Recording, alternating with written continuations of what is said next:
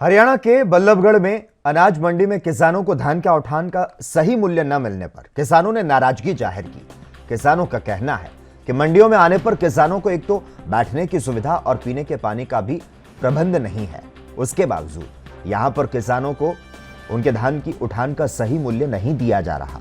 किसानों ने कहा कि मंडी में धान पिछले 3 दिन से लाकर रखती है, लेकिन सही मूल्य मिलने की वजह से ऐसे ही अभी तक रखा हुआ है। उन्हें चिंता है कि कब तक धान को यहां पर मंडी में रखेंगे और कब उसका मूल्य उन्हें सही मिलेगा।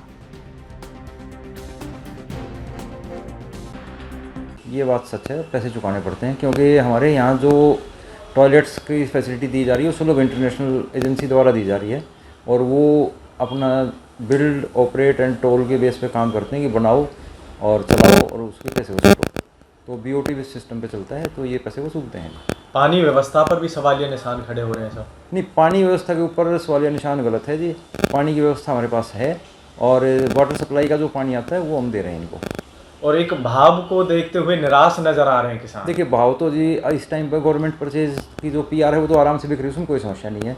और प्राइवेट का तो जी ओपन मार्केट का रेट है, जैसी डिमांड सप्लाई का इशू बनता है उसके हिसाब से रेट ऊपर नीचे 41-42 रुपये तक भी रेट गए हैं, अब आज 3800 भी हैं। तो ये तो जैसी डिमांड सप्लाई की बात होगी उसके हिसाब से चलेगा रेट। देखिए जी, गवर्नमेंट की हमारी 11,500 कुंटल के आसपास हो चुकी है।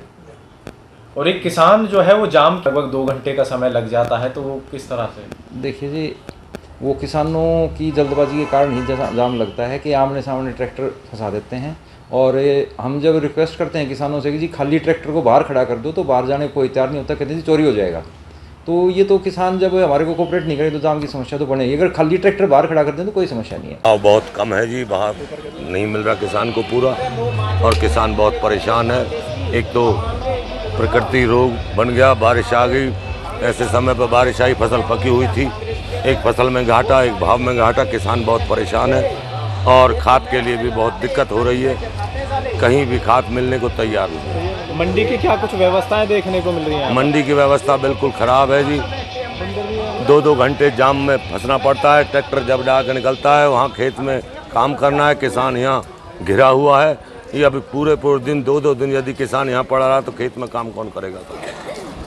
और मंडी की व्यवस्था बिल्कुल ख़राब है, पानी की व्यवस्था भी ख़राब है, और पेशाब के लिए भी, शौच के लिए जाना पड़ता है, तो 5 रुपये 10 रुपये दीजिए और पेशाब शौच करिए।